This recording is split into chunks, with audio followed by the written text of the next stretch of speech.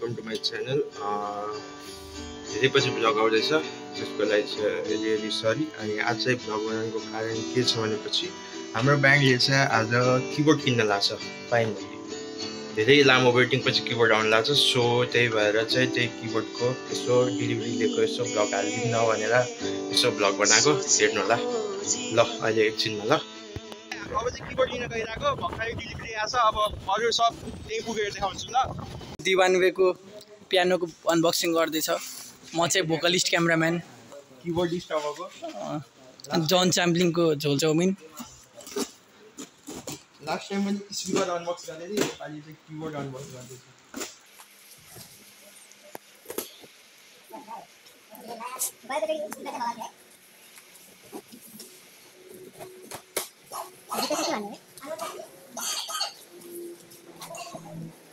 ल फाइनली के रहेछ भित्र छ किबोर्ड हाम्रो। आएको छैन, दुःखको कुरा त्यो हो।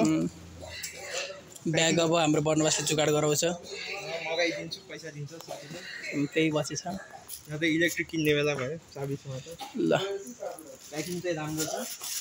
हामीलाई दिनुभएको छ एउटा एडाप्टर 9 भोल्टको होला अभियसली।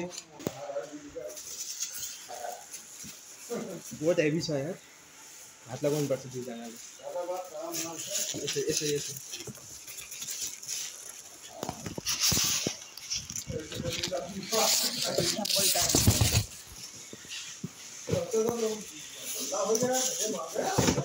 आयो है आयो। गाइस कति हेभी छ, 4.6 केजी हो क्या।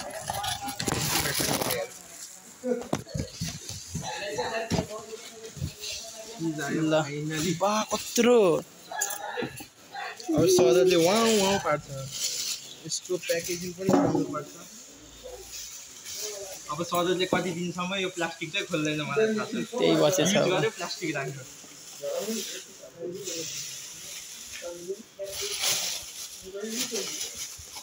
यो चाहिँ हाम्रो एनएस म्युजिक स्टोरको तर्फबाट चाहियो भने कन्ट्याक्ट गर्नु होला। ल ठिक छ। ल गाइस आयो है, ठिक छ। खै बे उही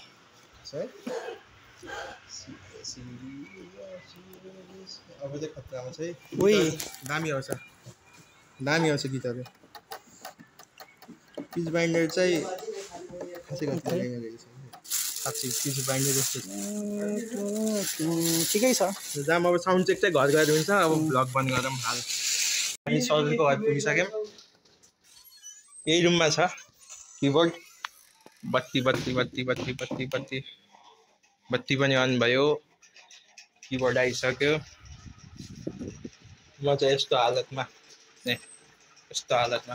हाम्रो किबोर्ड भएको मालिक किबोर्ड चाहिँ यही हो। धुलै धुलो थियो बे।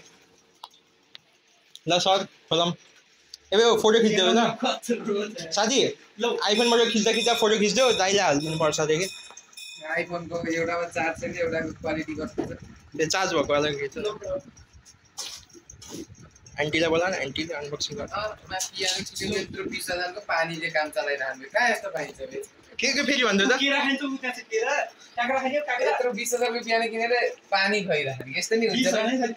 25,000 को 38 नम्बरको कस्टमर हो। मुकुलले लिन राम्रो छ है, हेभी छ कि भिडियो हेभी हुन्छ यार। किबोर्ड पनि हेभी नै छ। यसको म्यानुअल चाहिँ हामीले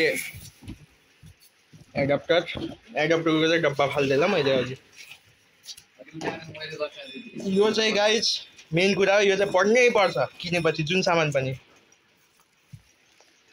यसको बारेमा आज बुझ्नु छ। आयो फाइनली किबोर्ड। एक साल अगाडि 2 साल अगाडि पियानो पनि आफ्नो गिटार पनि यस्तै अनबक्स गरेको थिएँ यार। अब छिटै गिटारको माया लाग्यो। अब छिटै स्ट्याग एसएस नेट 30 पनि आउँछ। के आउने गाइस हाम्रो अब ब्यान्डमा। अब त्यसको अनबक्सिङ चाहिँ सरले गर्छ, त्यो इलेक्ट्रिकको। खै एडाप्टर ला होला यार। यो लगाम पहिला फोटो खिचौँ समातेको। आएन लाइन्स। होइन आयो गयो आएन यो एउटा मल्टिप्लाई आयो लोडिङ एकैछिन ल भल्युम अब साथीले बनाउँछ राम्रै छ खै